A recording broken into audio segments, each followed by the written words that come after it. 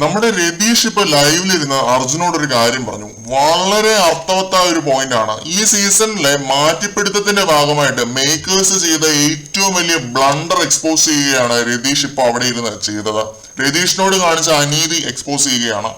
അർജുനോട് രതീഷ് പറയുകയാണ്, ഫസ്റ്റ് വീക്കില് നീ ക്യാപ്റ്റനായി പവർ റൂമിൽ കയറിയില്ലായിരുന്നുവെങ്കിൽ ഞാൻ പോകേണ്ട സ്ഥാനത്ത് നീ പോയനെ. ഞാൻ കളിക്കാതെ അല്ല ഔട്ടായത്, പക്ഷെ നീ ക്യാപ്റ്റൻ ആയിട്ടിരുന്നിട്ടും അല്ലാതെയും സേഫ് ഗെയിം കളിച്ചു. നീ നിന്റെ ഓപ്പർച്യൂണിറ്റി വേസ്റ്റ് ചെയ്തു. അർജുൻ സ്വയം ന്യായീകരിക്കുന്നുണ്ട്. ഞാൻ കളിച്ച് നേടിയതാണ്, നിങ്ങൾ കളിച്ച് നേടിയില്ല, അതുകൊണ്ട് ഞാൻ അർഹനാണെന്നൊക്കെ പറഞ്ഞിട്ട്. പക്ഷെ ഞാൻ ആലോചിച്ച് നോക്കിയപ്പോൾ രതീഷ് പറഞ്ഞത് കറക്റ്റ് കാര്യമാണ്. സേഫ് ഗെയിം കളിച്ച് ചിരിയും ചിരിച്ച് ക്യൂട്ട്നെസ്സും കാണിച്ച് 50 ദിവസം താണ്ടി 60 ദിവസങ്ങൾ താണ്ടാൻ പോവുകയാണ് അർജുൻ. റോക്കിയോടുള്ള തുടക്കത്തിലെ അർജുന്റെ റാപ്പോ, പിന്നെ ഡെൻ ടീമിലുള്ളവരോടുണ്ടായിരുന്ന റാപ്പോ, ഇപ്പം സിമ്മറാണി, മാക്കപ്പൻ എന്നൊക്കെ പറഞ്ഞൊരു ഗ്യാങ് ഉണ്ടായിരുന്നു. ഇതൊക്കെ എനിക്ക് ഭയങ്കര ഇഷ്ടമായിരുന്നു.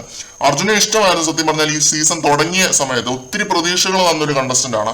പക്ഷെ പിന്നീട് അർജുൻ പുതിയ കൂട്ടുകെട്ടുകളിലേക്ക് പോയി, പുതിയ സുഹൃത്തുക്കളെ കണ്ടുപിടിച്ചു. 2 സുഹൃത്തുക്കളെ വെട്ടി, പഴയ സുഹൃത്തുക്കളെ. റോക്കി ഔട്ട് ആയപ്പോൾ ഉള്ള കാര്യമാണ് ഞാൻ പറയുന്നത്. അവരെ മൊത്തത്തിൽ അവോയ്ഡ് ചെയ്തു. അവിടെ തന്നെ അർജുനോടുള്ള ഇഷ്ടം എനിക്ക് കുറഞ്ഞു.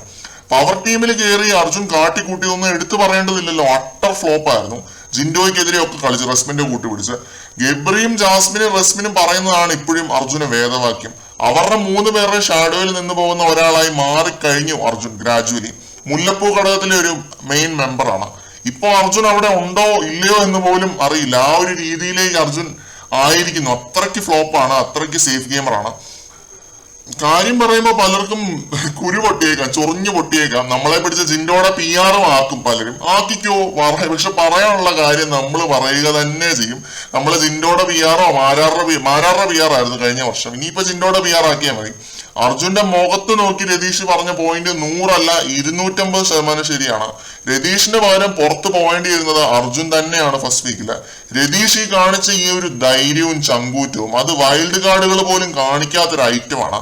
ഒരാളുടെ മുഖത്ത് നോക്കി നീ ഔട്ട് ആവേണ്ടതായിരുന്നു എന്ന് പറയുന്നത് അത് ബിഗ് ബോസിന്, അത് എന്നെ സംബന്ധിച്ചിടത്തോളം വലിയൊരു കാര്യം തന്നെയാണ്.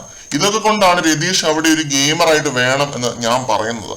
രതീഷിനെ അവിടെ നിർത്തുമോ എന്നൊന്നും എനിക്ക് അറിയത്തില്ല. പക്ഷെ ഈ ഒരു ഈ ഒരു ഡയലോഗ് അതെനിക്ക് വല്ലാതെ സ്ട്രൈക്ക് ചെയ്തൊരു സാധനമാണ്. കൂടുതൽ ലൈവ് അപ്ഡേറ്റുകളുമായിട്ട് വീണ്ടും കാണാം.